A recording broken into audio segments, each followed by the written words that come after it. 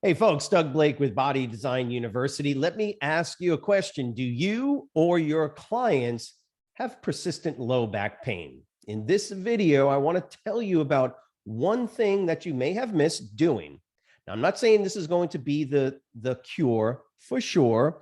You've got to try all the other different things that we would do with any other pain or discomfort in any other muscle in the body. And ultimately, obviously, if there's a actual injury, you would suggest that the individual go see their doctor. But I'm talking about low grade, sort of this little persistent, like I have all the time. Sometimes it's worse, sometimes it's better. And that's what I want to tell you about in this video is this one little stretch technique. Okay, I gave it away. It's a stretch. One little stretch technique that might be the cure for that persistent low back pain. Okay. Normally, and here's the thing I want you to keep in mind, that when it comes to stretching, we tend to be either a little bit over the top with it. Would you say we stretch way too much? And yes, you can stretch way too much for whatever your goal is. Now, look, if you're a dancer and you're trying to get a split, okay, then for sure you're going to have to do a pretty good amount of stretching. But for the average person, for the average client, I tend to see trainers stretching way too much. And so here's what I want to kind of help you with is that and we're talking specifically about this persistent low grade discomfort in the lower back. And by the way, that could be caused by anything. It could be caused because you did a back training day the day before. Squats get my lower back very sore, and it doesn't even matter how much weight I use. So just keep that in mind. It could be from the actual workout. But here is the one thing, right? I'm going to give you the drum roll. It's a stretch for your hip flexors. Quite often what we do is we see the muscle that hurts, right? So if you have discomfort in your lower back, what do you want to do? You want to stretch the lower back.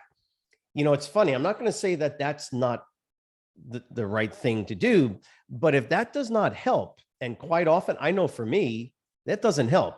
Stretching my lower back, because it's not the lower back, the rectus spinae muscles, that's the problem. You know what it is? It's your hip flexors may be too tight.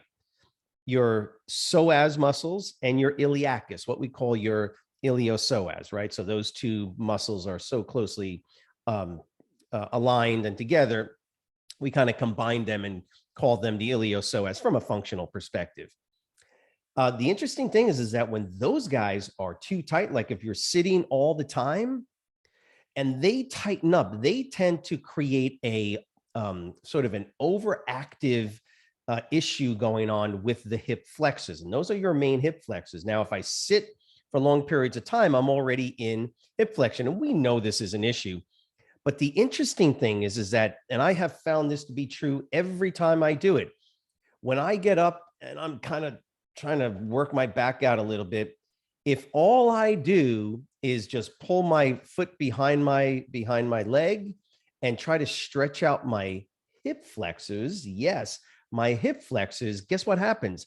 I tend to sit up straighter, and that releasing of tension from the hip flexors tends to diminish that increased level of tension that the erector spinae are trying to fight against. Remember, if my hip flexors are really tight, what we call overactive, what tends to happen is those antagonistic muscles, i.e. the hip extensors, just as for instance, and in this case, the erector spinae are the spinal extensors, right? They kind of work in conjunction with each other.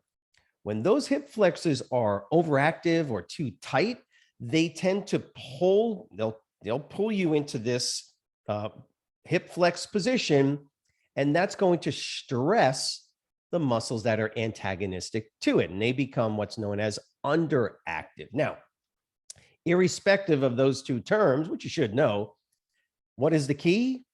Just try for a couple of minutes, right? Take a little bit of time and try to stretch out your hip flexors on both sides. So one ankle up and behind you, and then the other ankle up and behind you, taking deep breaths and trying to hold the stretch for about 15 to 20 seconds, maybe a little bit longer. Yes, this is where you can do your passive sort of relaxation stretch. And so what I recommend is give that a try.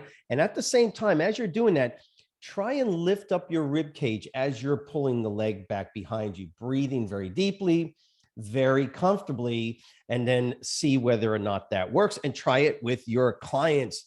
Remember, I'm not saying that that is going to be the cure, but I will tell you that for the folks that I've done it with, it has been amazing, especially if it's due to type hip flexors.